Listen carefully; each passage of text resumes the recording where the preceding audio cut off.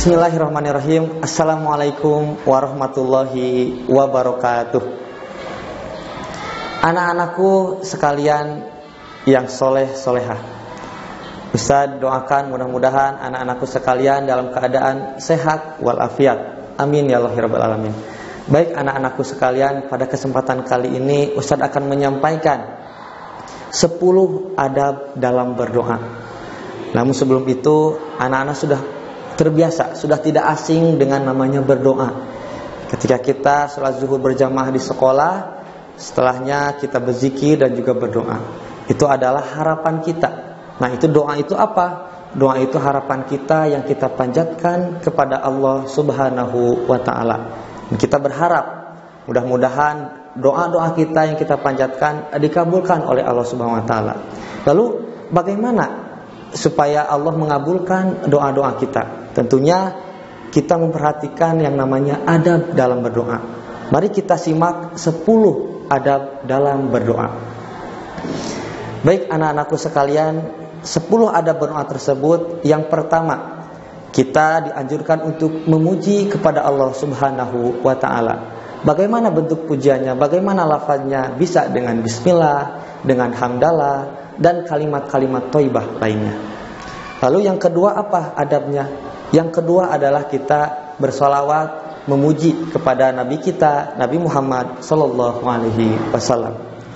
1, 2, dan ketiganya apa? Ketika kita berhusnuzon, kita berbaik sangka kepada Allah Subhanahu Wa Taala, dengan penuh harap kita berdoa, mudah-mudahan Allah mengabulkan doa-doa kita.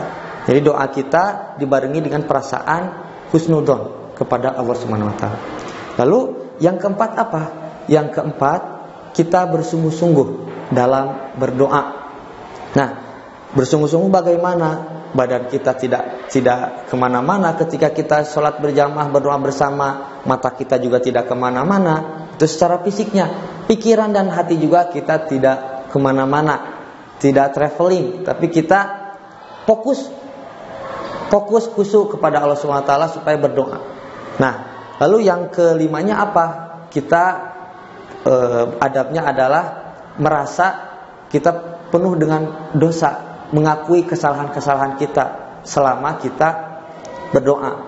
Jadi yang 3, 4, 5 ini itu dalam satu keadaan kita bersungguh-sungguh, berhusnudzon kepada Allah, dan juga kita mengakui kesalahan kita yang penuh dengan kesalahan, dan kita bermunajat kepada Allah supaya dikabulkan.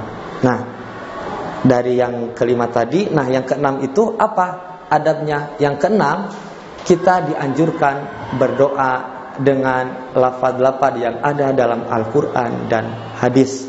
Nah, di sekolah kita sudah terbiasa membiasakan ketika berdoa dengan lafaz-lafaz yang ada dalam Quran dan hadis. Itu senantiasa anak-anak bacakan ketika ba'da sholat.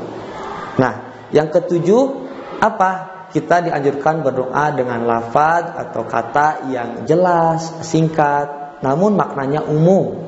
Nah, itu doa kita yang kita panjatkan kepada Allah, tidak begitu panjang ataupun sedang saja, yang wajar. Jadi kita doanya singkat, padat. Nah, lalu yang kedelapan apa? Nah, yang kedelapan ini yang perlu diperhatikan, kita berdoa tidak hanya untuk diri sendiri. Kita juga dianjurkan untuk mendoakan orang lain. Baik itu teman, guru-guru kita, tetangga kita, dan lain sebagainya. Doakan. Di dalam doa kita tidak hanya untuk diri sendiri dan keluarga, pun untuk orang lain.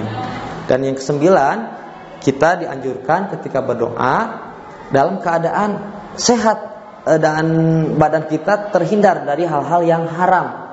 Kita senantiasa mencari makanan, minuman yang halal. Itu harus diperhatikan. Ketika kita berdoa kepada Allah, kita dalam keadaan makan minum yang haram, itu kan kita akan ragu apakah Allah akan mengabulkan atau tidak. Tentunya keraguan itu harus dibarengi dengan makan minuman yang halal. Nah, lalu yang terakhir apa? Yang terakhir, ketika kita berdoa, cari waktu yang mustajab dalam berdoa. Apa saja? Ketika hujan, antara azan dan iqomah. Ketika azan zuhur atau azan maghrib, terus menjelang iqomah, kita dianjurkan untuk berdoa. Itu adalah waktu-waktu dikabulkannya doa. Terus di antara dua khutbah Jumat ketika 10 di Arafah, terus di 10 hari terakhir di bulan Ramadan. Nah, mumpung kita di bulan Ramadan nih, 10 hari terakhir, sering-sering kita berdoa, bermunajat kepada Allah, berharap kepada Allah supaya doa-doa kita dikabulkan. Nah, mudah-mudahan itulah 10 adab dalam berdoa. Mudah-mudahan doa-doa kita dikabulkan Allah Subhanahu wa taala. Amin ya Allah rabbal alamin. Tentunya dibarengi dengan adab-adab yang 10 tadi. Nah, mudah-mudahan anak-anakku selalu dalam keadaan sehat walafiat, tamat Ramadannya ya, baik itu dari subuh sampai maghrib, ketika sahur sampai buka puasa, ataupun 1 bulan lamanya. Sekian dari Ustadz. Tapi tunggu dulu, Ustadz ada 3 pertanyaan. Nanti anak-anak isi di jurnalnya masing-masing. Nah, apa saja pertanyaannya? Yang pertama, kalau Ustadz Repki berdoa tapi dibarengi dengan sikap ataupun perasaan yang suudzon kepada Allah, berprasangka buruk kepada Allah, apakah Ustadz termasuk orang yang beradab kalau berdoa? Tulis alasannya. Yang kedua, kalau Ustadz Aldi misalkan mendoakan Ustadz Repki diam-diam, tidak tahu Ustadz Repki dilancarkan dari doanya Ustadz Aldi, apakah Ustadz Aldi termasuk orang yang beradab dalam berdoa? Berikan alasannya. Dan yang ketiga, anak-anakku tulis amalan apa yang anak-anakku lakukan ketika berdoa dari 10 adab yang tadi. Misalkan aku sudah terbiasa ketika berdoa memuji Allah. Tulis minimal 3 poin ya. Terima kasih anak-anak. Wassalamualaikum warahmatullahi wabarakatuh.